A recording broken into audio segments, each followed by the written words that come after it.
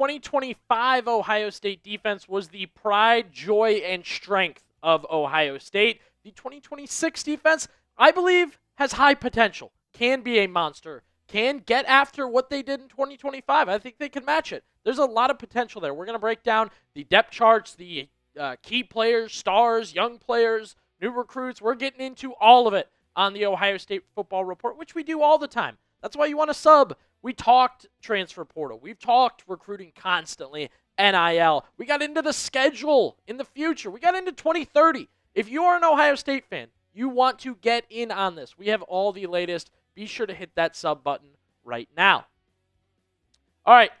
As I said, it's going to be hard to have the same, if you want to say aura or sting or stats of what Ohio State had on defense in 2025.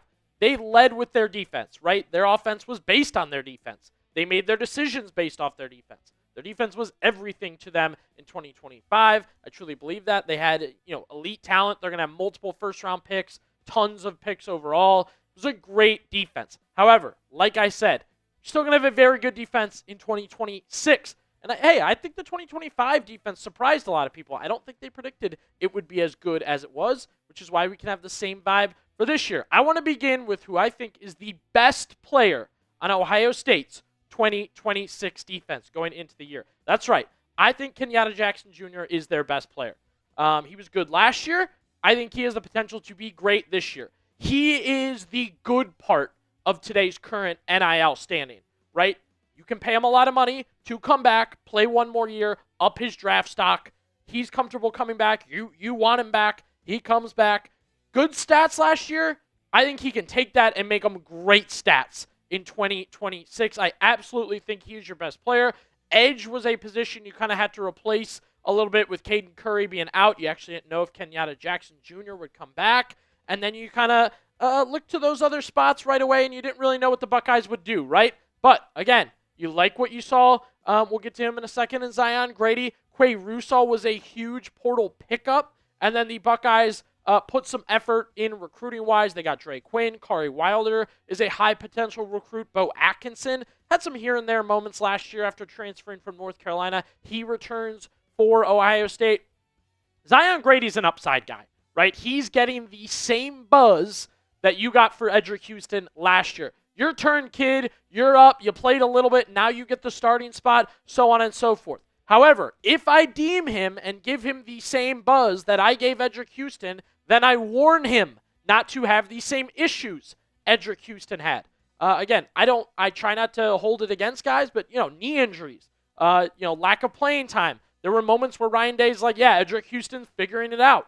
You don't want that at the midway point of the season for your starting right or left end, wherever they want to put Zion Grady next year. So, big deal there is be consistent, right? Stay on the field, make a difference on the field, because, Quay Russaw is a qualified player. The Buckeyes like Bo Atkinson, and then you got the young guys. If you are not consistent, your snaps will go elsewhere. That's what happened to Edric Houston. Yes, he came in and out and played a lot last year, but all of a sudden Will Smith's playing a little more. All of a sudden Tywan Malone is playing more. All of a sudden Caden McDonald is the first-round pick and not Edric Houston. For Zion Grady, I'm excited. I'm hyped. I know a lot of people are. However, I try to keep that same momentum of, if you've got the same buzz Edric Houston had, you need to play the same way. So I'm excited to watch Zion Grady. I do want to note that. I said Kenyatta Jackson is the best defensive player for Ohio State going into 2026. Let me know. Give me a name. Who do you think is Ohio State's best defensive player going into next season? Sticking with the defensive line at the defensive tackle position.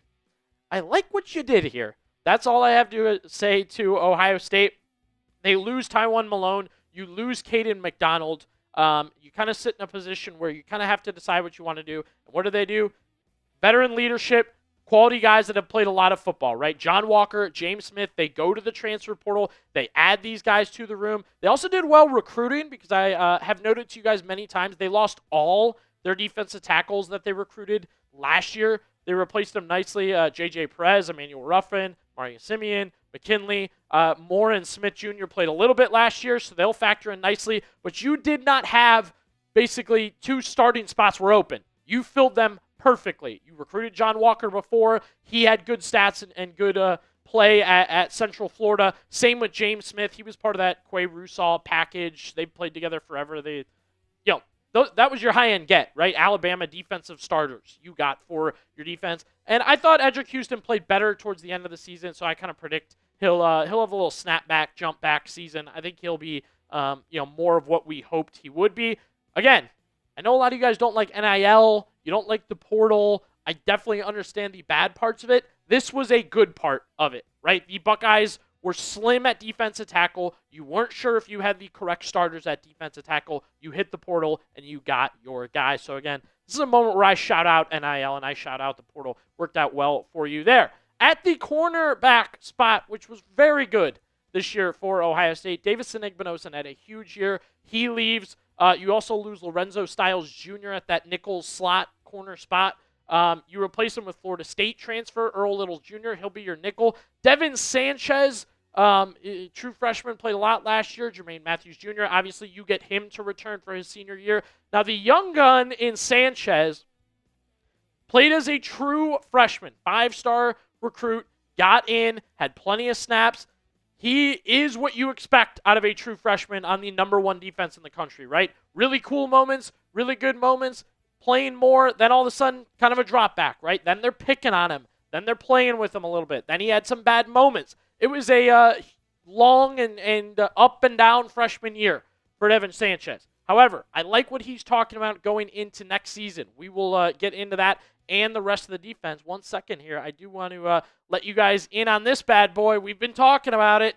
The Ohio State National Champions 2024 mini helmet. Perfect for the desk. I think it's a great desk edition. Perfect for the man cave. Perfect for a gift right there. Was $50, now $30. Chatsports.com/OSU helmet. Chatsports.com/OSU helmet. Again, you're saving $20. And they have a code right there for you when you put that link in. You'll get free shipping right now on that mini helmet. So again, chatsports.com/OSU helmet. It's a mini helmet. Fits perfectly on the desk. Can go in the man cave. Can be an easy-to-give gift. It is perfect for any Ohio State fan. So we bring you that deal. Make sure you guys head to chatsports.com/OSU helmet. All right, Sanchez talking a little bit. This was before the Cotton Bowl, actually. So he was breaking down how he kind of thought the year had went and his look ahead to next season, which I think matters, right? This was a guy who, as I said, had gone through the ups and downs, gotten more playing time, then got picked on, had it taken away, was in and out and in. A lot for a freshman. I took a lot from the veterans. He's talking about IGB and Jermaine Matthews. Learned a lot. At this level of ball, they know way more ball than me. All I can do is sit back, pick their brains when I'm in meetings, and just ask questions. So when my time does come, I've got to go out there and play 60 snaps for consecutive games, and I'll be ready to do it. I'm excited for Devin Sanchez. Again, not many freshmen play the amount he played, especially at the corner position, as a true freshman in college football and for the number one defense in the country. So I'm excited to see him. And, of course, his running mate will be Jermaine Matthews, a guy that returns to Ohio State. And, again, he returns not with the end of the season he wanted. Jermaine Matthews, I would certainly say, got picked on a little bit. If they were choosing IGB or Jermaine Matthews, they went at Jermaine Matthews at the end of last season. I thought he was good for most of the year, and then like Ohio State in general, those final 2 games, those final 3-4 games, he was getting picked on a lot more in those games. I expect a revenge tour. I expect him to come back big, have a big season. The big thing for him, for me, and I think he could be a team captain. I think he has that vibe to him, the personality to him, certainly. The big thing for me, I need substance, not flash this year. Okay, I've had the flash, right? The sword celebrating and the SEC taunting, and I just need good football all season long. I need to not notice you're being picked on. I need good stats. I need playmaking. Just all the things you want substance-wise, and a little bit less of the other stuff. Or, hey, if you want to combine them, great. But I need the substance first, flash later from Jermaine Matthews. I do expect a revenge tour for Jermaine Matthews this season. However, we need to get it going. Let's start the revenge tour now for Jermaine Matthews. Hit that thumbs up button to get it going and give some confidence to a guy that will be big for Ohio State's defense.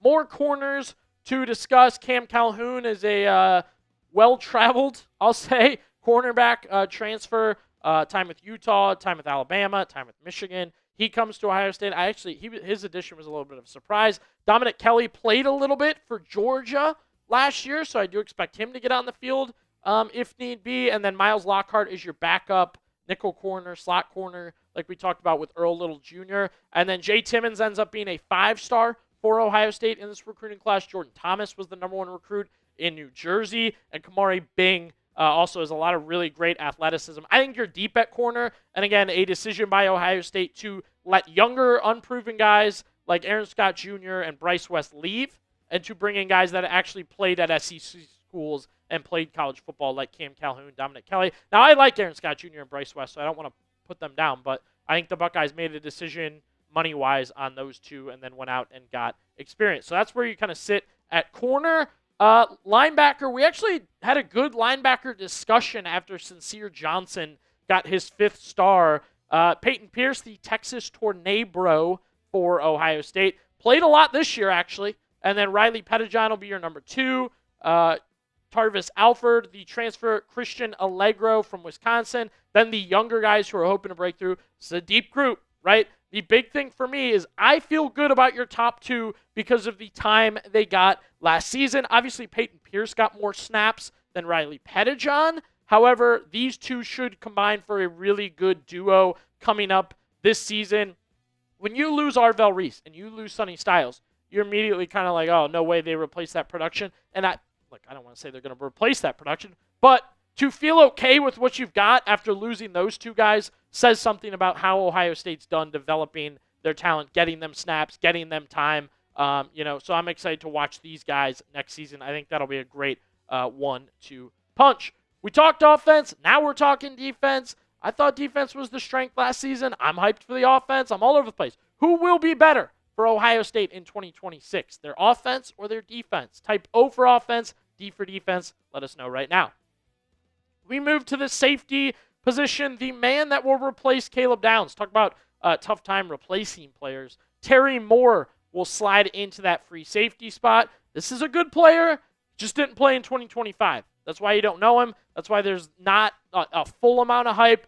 Buckeyes obviously confident, A, he'll be healthy, and B, he can do what he did in 2024, right? You're never going to replace Caleb Downs, but they are confident Terry Moore can fill that slot. And again, if you're trying to replace Caleb Downs, the best thing you can do is fill it with experience. Terry Moore has done it in the ACC, and for a good Duke team from 2 years ago. They were better 2 years ago.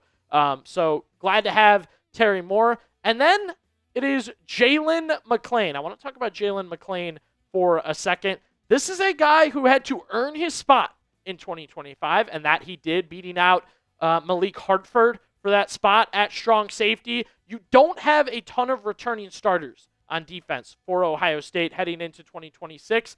McLean is one of them, and I'm feeling good about his position within the team. I'm very excited to see him get back out there for another big year. I think he was good in 2025, should be great in 2026. I think he's done it well at Ohio State, earned his spot, played well, and should have a huge season going into next year. He's another one of those guys where, yes, you lost talent on the defense last season, but you have to consider the talent you bring back, and Jalen McLean absolutely is a name that fits that description. We're doing a fill-in-the-blank situation here. Jalen McLean will have a blank year in 2026. Fill in the blank right now. Maybe you thought I forgot some names, some other guys at safeties, and, safety, I actually think these guys could get in a little bit, especially you figure Terry Moore is going to leave. If Jalen McLean has a good enough year, he'll go to the NFL.